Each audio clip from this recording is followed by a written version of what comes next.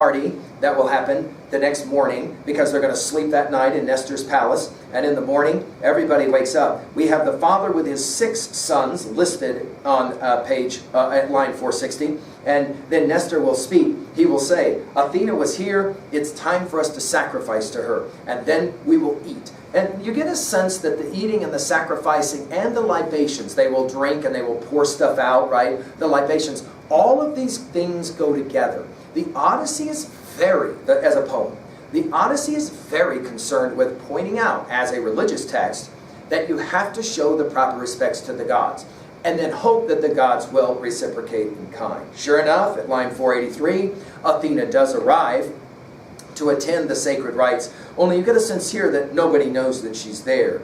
They wrap the cow's horns in gold to show proper respect.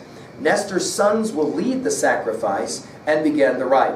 We then have this very interesting line at 503. Prayers said, the scattering barley strewn, suddenly Nestor's son, impetuous Thrasymedes, strode up close and struck. The axe chopped the neck tendons of the ox through, and the blow stunned the heifer's strength. The women, we are told, shrilled their cry, Nestor's daughters, and Pisteris then will cut the throat of the heifer or the cow. Okay, they broil the meats, and off we go. We have an interesting line at 520, and this is a little bit different in terms of what's going on here. During the ritual, that is to say the sacrificing of the cow and the preparing of the heifer and all of that, Polycast, youngest daughter of Nestor, Neleus' son, had bathed Telemachus. Now, let's put this in our notes. This is one of those really strange things. We're going to see this several times in the Odyssey. Filthy men are bathed by a woman or women. Okay? So in other words, a man doesn't bathe himself. He has women that help him do it. Here, it's Nestor's own daughter that does it. Strange, a little bit different. Rinsing him off now, rubbing him down with oil. But there's no scent at all that this is sexual, right? This is all part of Xenia. She drew a shirt, handsome cape around him. Out of his bath he stepped, glistening like a god, strode in and said, by the old commander Nestor, more feasting. Nestor gives the orders, hurry up my boys, get a chariot ready. The sons obey their father with alacrity.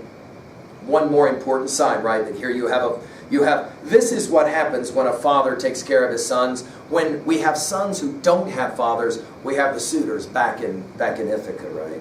And then Telemachus and Pisteris will then take off, and they will ride fast and furious. They will make it before the sun sinks for that day at line 455 to Pharia. And there they pull up at Dicyl's halls, and we're told the son of Orthochilus, son of the Alpheus River. In other words, you can be related to the river. This reminds us of Iliad 21:170. You'll remember that Astrophyrus was related to the river Istanix, Xanthos there, right? So we have that same game being played. There they're offered royal welcome in Xenia. They get up the next morning, off they rush, and it journeys in. The book will end, book 3 will end, with them arriving at Menelaus's castle at Lacedaemon. And so it's there at Sparta we have then the beginning of book 4 and the culmination of Telemachus' Odyssey. Okay, let's talk really quickly at levels 2 and 3. At 2A, well, some possible messages. What comes around goes around, right?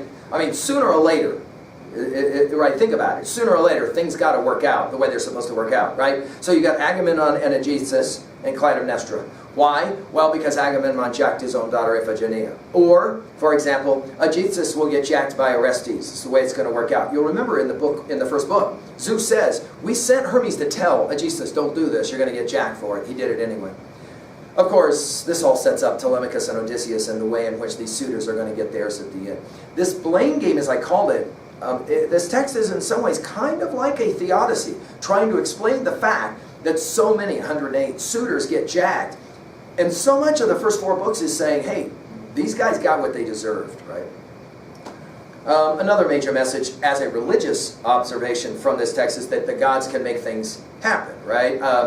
And the argument, therefore, is you have to have hope. In other words, it's no good to be a skeptic, right? Telemachus has to learn to have hope. And this is part of his own Odyssey, we might say.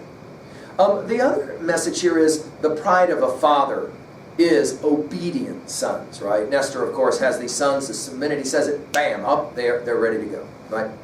At 2b, the symbolism here, well, there's several. I want to point out that Telemachus' shyness is a powerful symbol, right? He has to grow up, in other words. He has to learn to speak well. This is kind of part of the gig. Another symbol, of course, is the gold that they put around the cow's horns. It's a sign of reverence. You're willing to give the very best that you have to the gods. The irony is, of course, that Athena is actually there as mentor when Nestor is blaming her for the problems between Agamemnon and Menelaus, quarreling. The other irony is, of course, as we learned from our study of the Iliad, men are always blaming women in the Iliad for the things that don't work out for them. Here, of course, is the problem is Athena. It's not the two idiots, brothers, can't figure it out, right? Notice as well, we began the Iliad with quarreling, right? We finish, now I'm working at 3a already, we finish the story of the fall of Troy with more quarreling between the two brothers. This time it's Agamemnon and Menelaus, right? Of course, if you're going to talk about Orestes, you got to talk about Aeschylus' Oresteia trilogy, and again, my Harvard Classics folder is there on LearnStrong. You can scroll down and find those lectures, right? What is for you your favorite Jack text? That is to say, revenge by a son, right, for a father who's been murdered. In the Shakespearean tradition, of course, the most famous example is Hamlet. We'll obviously spend quite a bit of time talking about the ways in which Shakespeare knew what he was doing as he was kind of playing off of a storyline like the Orestes story. What's your favorite text where an old man or old woman like to tell a story? That is to say, the story then has a meaning to it. Put this in your notes. We'll meet in our Beowulf epic. In Beowulf Part 2, we'll meet the famous Hrothgar speech, as it's sometimes referred to, where Hrothgar will lecture Beowulf about being beware of pride. Finally, at 3b, what was a time you had to overcome your shyness? Can you remember a time in your life when you were kind of shy, especially in terms of speaking in front of a group? People will sometimes say this is one of the worst imaginable phobias, is that idea that I would call one of you up and no, I'm not going to do that. Call you up and say, hey, why don't you start talking? You're like, dude, I don't like talking in front of people. Why is it so scary, do you think? Like, what's up with that? What's a time, how about this one? What's a time you showed hospitality or were kind to somebody and you only found out later how important it was that you were kind to that person? You know what I'm saying? It's not like you did it on purpose to get something, but you're like, whoa, that was an important person. I didn't know it at the time. Finally, this one. Who is the Nestor in your life? That is to say, an older person who loves to tell you stories, and they usually have some kind of advice that goes along with the story. And finally, think about the skeptic Telemachus. I mean, he says it. Athena will correct him. My dad ain't never coming home. I don't care if the gods said that it's going to happen. It will never happen. Why is it important to have hope and not be a skeptic? Right? And why are some people more hopeful than other people? When you're thinking along these lines, it's easy to come to Emily Dickinson's classic "Hope is the Thing with Feathers." I've given a lecture on this on LearnStrong in the junior folder. It's a beautiful, brilliant little poem where hope is imagined as a bird. Right? Okay, we turn now to Book 4. This is the last, as we've said, of the Telemachy, that collection of the 4 books of Telemachus' Odyssey.